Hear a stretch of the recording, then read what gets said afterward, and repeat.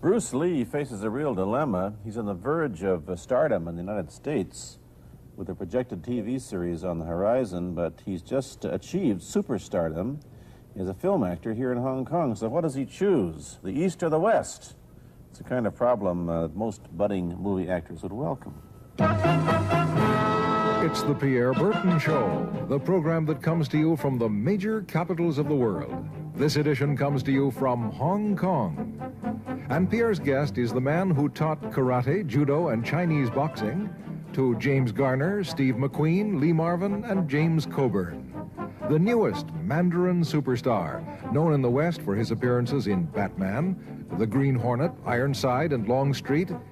His name is Bruce Lee, and he doesn't even speak Mandarin. And here's Pierre.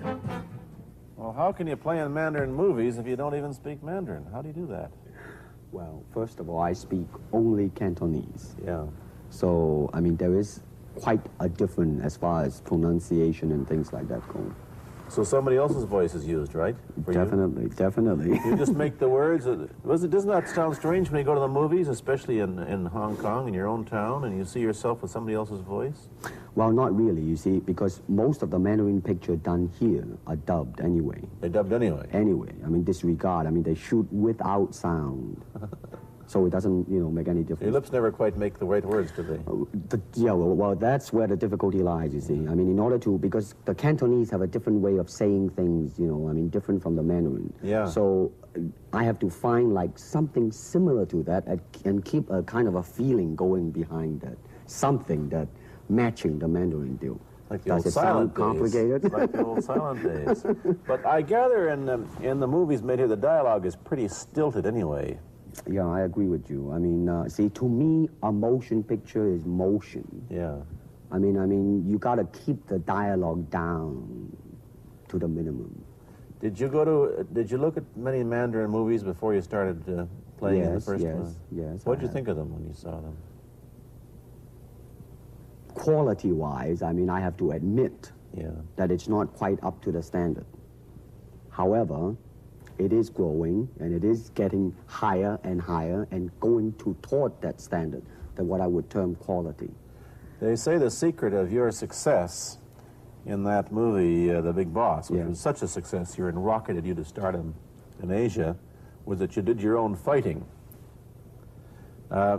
As an expert in the various martial arts in China, what did you think of the fighting that you saw in the movies that you studied before you became a star? Well, I mean, definitely in the beginning, I had no intention or whatsoever that what I was practicing and what I'm still practicing now would lead to this to begin with. But martial art has a very, very deep meaning as far as my life is concerned, because as an actor, as a martial artist, as a human being, all these I have learned from martial art. Maybe for our audience who doesn't know what it means, you might explain exactly what you mean by martial art. Right. Martial art include all the combative arts like karate or karate, judo, Chinese kung fu or Chinese boxing, whatever you call it. All those. You see, like Aikido, Korean, I can go on and on and on. But it's a combative form of fighting. I mean, it's not, some of them became sport, but some of them are still not. I mean, they use, for instance, kicking to the groin, jabbing fingers at the eyes, and things like that. No wonder you're successful in the Chinese movies. They're full of this kind of action anyway. They needed a guy like you could... Violence, man. So you didn't have to use a double when you moved into the motion picture world here. You did it all yourself. Right. Can you break 5 or 6 pieces of wood with your hand or your foot? I'll probably break my hand and foot. But tell me a little bit... you set up a school in Hollywood, didn't you, for people like James Garner and Steve McQueen and the others? Yes. Why would they want to learn Chinese martial arts? Because of a movie role? Not really. I mean, most of them, you see, to me, at least the way that when I teach it, all type of knowledge ultimately means self-knowledge. So therefore, they're coming in to, and ask me to teach them not so much of how to defend themselves or how to do somebody in, Rather, they want to learn to express themselves through some movement, be it anger, be it determination, or whatsoever. So in other words, what I'm saying, therefore, is that he is paying me to show him in combative form the art of expressing the human body. Which is acting, in a sense, isn't it? Well, or it would be a useful tool for an actor to have. It's, I mean, it might sound too philosophical, but it's unacting acting or acting unacting. If you... You've lost me. I have. Boxing, how does it differ from, say, our kind of boxing? Well, first we use the feet. That's and then we use the elbow. And use the thumb too? You name it, man. We use it all. You have to, you see, because, I mean, that is the expression of the human body. I mean, everything. I mean, you know, not just the hand. And when you're talking about combat, well, I mean, if it is a sport, now you're talking about something else. You have regulations, you have rules. But when you're talking about fighting as it is, no rules. With no rules. Not real fighting. Well, then, baby, you better train every part of your body. And when you do punch, now I'm leaning forward a little bit, hoping not to hurt any camera angle. I mean, you gotta put the whole hip into it and snap it and get all your energy in there and make this into a weapon. I don't want to tangle you in any dark that right now. You came at me pretty fast there. What is the difference between Chinese boxing and what we see these young men doing at 8 o'clock every morning on the rooftops in the parks called shadow boxing, which they're always... Well, actually, you see, that is part of Chinese boxing. Yes. There are so many schools. Everybody schools. here seems to be, you know, going like this all the time. Well, that's good. I'm very glad. I'm very glad to see that, because at least somebody is caring for their own body, right? Yeah. I mean, that's a good sign. Well, it's a kind of a slow form of exercise, which is called Tai Chi Chuan. I'm speaking Mandarin just now. Yeah.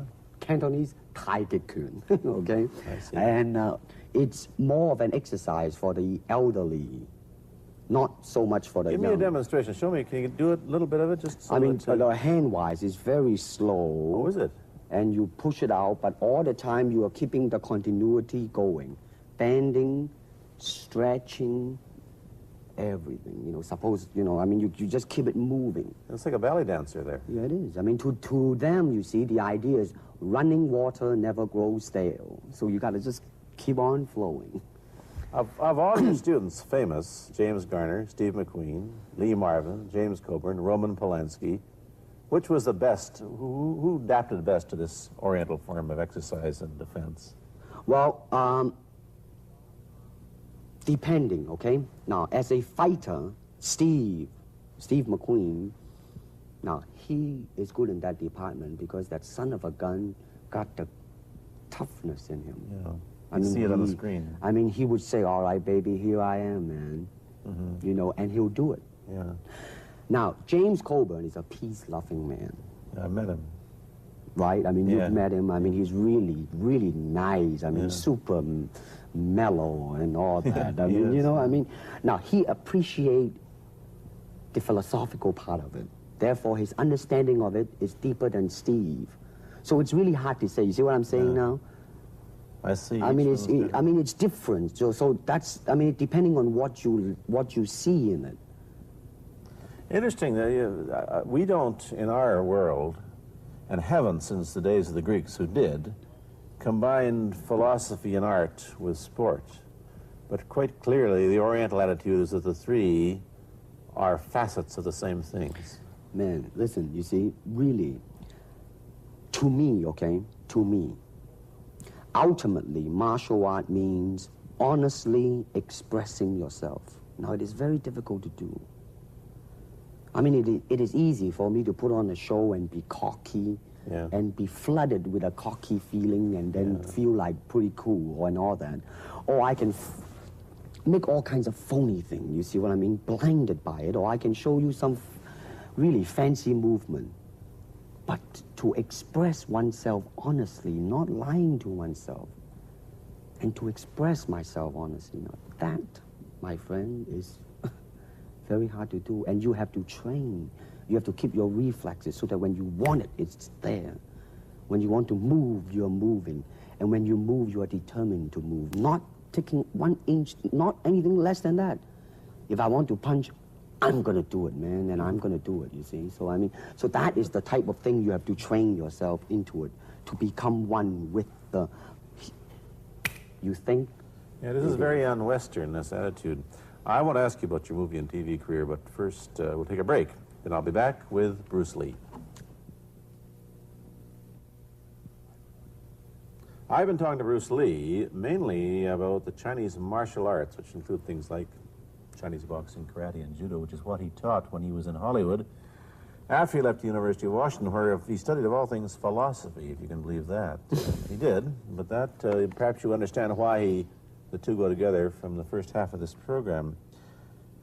And you can perhaps understand how he got into films. He knew a lot of actors, but I'm told the big break when you played in Longstreet. I must tell the audience that That's it. Bruce Lee had a bit part, or a supporting role in the Longstreet series, and this had an enormous effect on the audience. What was it? Well, you see, the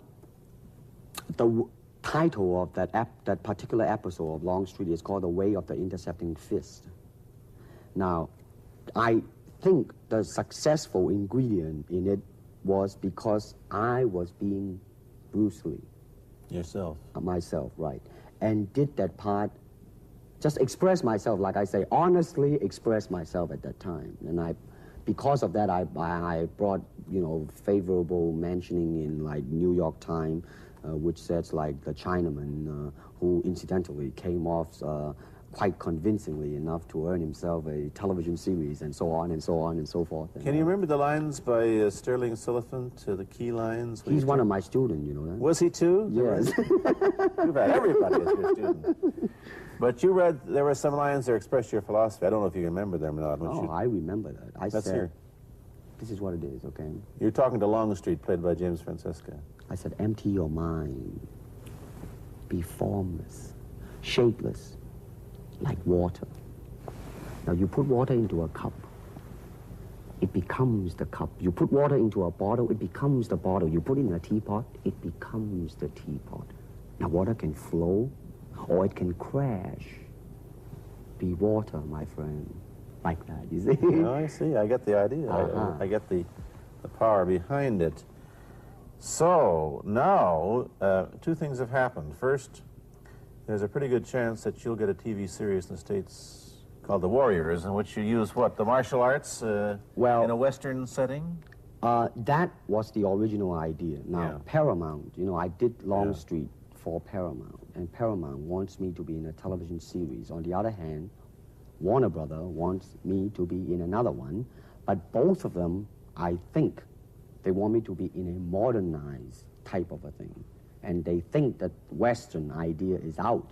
But Whereas you would you want to do the Western, eh? I want, because you see, I mean, how else can you justify all these punching and kicking and violence except in that period of the West? I mean, in nowadays, I mean, you don't go around on the street kicking people or punching people. Because if you do, that's it. I mean, I don't care how good you are, you know. But this is true also of the Chinese dramas, which are mainly costume dramas. They're all full of blood and gore over here. You mean here? Yeah. Well, unfortunately, you see, I hope that the picture I am in would either explain why the violence was done, whether right or wrong or whatnot. But unfortunately, pictures, most of them here, are done mainly just for the sake of violence. You know what I mean? Like, you know, fighting for 30 minutes, get stabbed 50 times. And well, I'm fascinated. Let me give you your microphone back. I'm fascinated that you came back. I am a martial artist. You came back to Hong Kong on the verge of success in Hollywood and full of it.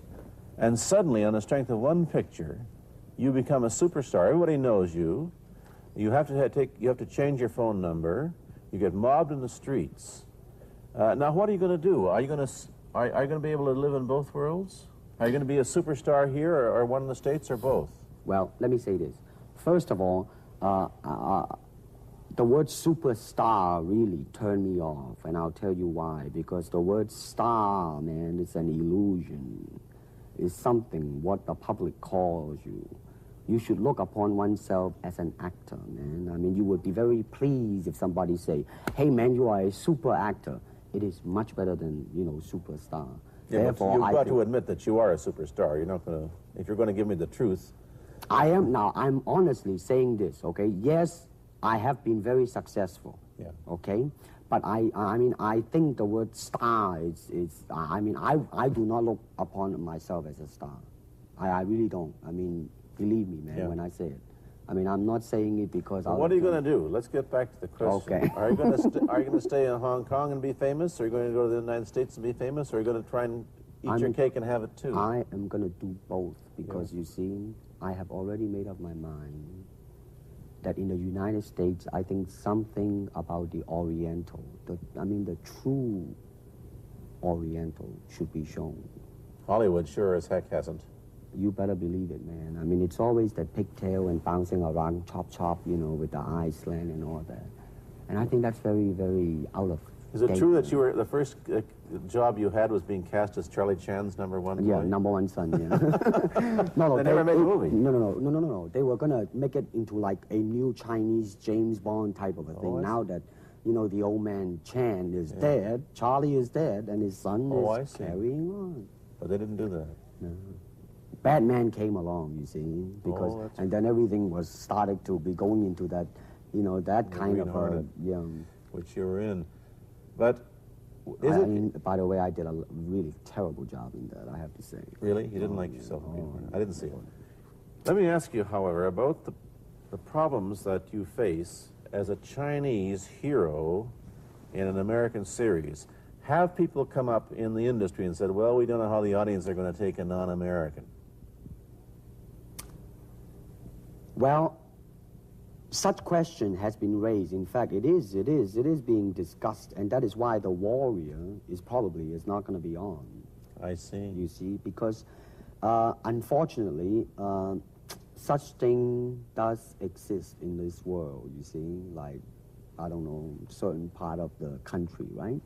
Where, like, they think that business-wise, it's a risk. And I don't blame them, I mean, in the same way, it's like in Hong Kong, if a foreigner come and became a star, if I were the man with the money, I probably would have my own worry of whether or not the acceptance would be there. But that's all right, because if you honestly express yourself, it doesn't matter, see? Because are you, how about the other side of the coin? Is it possible that you are, I mean, you're fairly hip and fairly Americanized. Are you too Western for Oriental audiences, do you think? Oh, man, like, how? I have been criticized for that. You have, eh? Oh, yes, definitely. So. Well, let me say this. When I do the Chinese film, I'll try my best not to be as American as I, have been adjusted to for the last 12 years in the States. But when I go back to the States, it seems to be the other way around. You know what I mean? You're too exotic, eh? Yeah, man. I mean, they're trying to get me to do too many things that are really for the sake of being exotic. You understand what I'm trying to say? Oh, sure. So it's really, I mean, it's when you live in both worlds, it brings its problems as well as its advantages, and you've got both. Time to go to a commercial. I'll be back in a moment with Bruce Lee. Let me ask you whether the change in attitude on the part of the Nixon administration towards China has helped your chances of starring in an American TV series. Well, first of all, this happened before that. Yeah. But I do think that things of Chinese will be quite interesting for the next few years. I mean, not that I'm politically, inclining toward anything. No, I understand that. I'm just wondering. But I mean, once the opening of China, that it will bring more understanding. Yeah. More things that are, like different, and maybe in the contrast of comparison, some new thing might grow. So therefore, I mean, it's a very rich period to be in. I mean, like if I were born, let's say, 40 years ago. Yeah. If I have a thought in my mind, I said, boy, I'm gonna star in a movie or star in a television series in America. Well, that might be a vague dream, but I think right now, maybe, man. You still think of yourself Chinese, or do you ever think of yourself as North American? You know what I want to think of myself? As a human being. Because, I mean, I don't want to sound like, you know, as Confucius say, but under the sky, under the heaven, man, there is but one family. It just so happened, man, that people are different. Okay, we got to go. Thank you, Bruce Lee, for coming here. Thank you for Pierre. watching. Thank you. You've been watching Bruce Lee on The Pierre Burton Show, a half-hour program of conversation, opinion, and debate. This is Bernard Cowan speaking.